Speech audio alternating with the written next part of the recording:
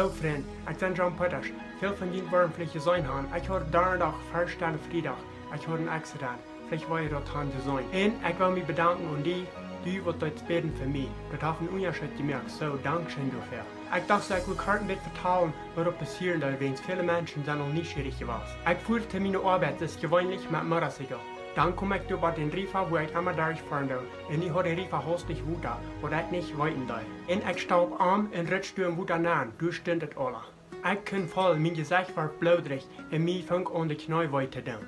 Und dann kam da ein Freund, der mir helfen dort. Er fiel mir Matäus. Ich war ganz nah von den Riefer wuter und er war den auch blaudig. Und von da fuhr wir in den Hospital. Ich kam mir über mein Auge, hat ich mich ziemlich aufgekühlt. Und ich habe meine Knie auch ziemlich verletzt. Das muss teuer nicht, aber das große Leck, mir wir kein Knirken, aber Wort wir mir gebrauchen. Ich will kurz ein bisschen eine Geschichte erzählen, von was ich beleben darf, was ich noch kleiner wird. Ich dachte immer, ich würde einen Tag vielleicht krank werden und wenn ich alt und verbrückt würde sein. Dann würde Gott mir auch annehmen. Ich würde immer so sagen, ich will nicht hastig sterben, wenn ich weiß, dass ich nicht rein um Jesus begegnen. So, trainen dort, was passieren darf. Da wir von passen können. Für mich dort wird es ein Augenblick, was passieren darf. Ich zag den Riefer wuter und dann rutschte ich ab ihr auf und dann wat im Wuter, du lieg ich mit dem Motorcycle drauf. Weil ich mein Leben abgeben. So wie kann sein, uns Leben hier ab ihr, dort wat vergehen. Und dort wat hastig sein. Ich merk die Maut, dreh die Gott und merk die Reu. Wenn dort in ein Augenblick, wird uns Leben hier ein Tag wat durch sein. Und aber Gott, heil wir du bei mir und heil beschützt mich du, und hier sein ich von dir.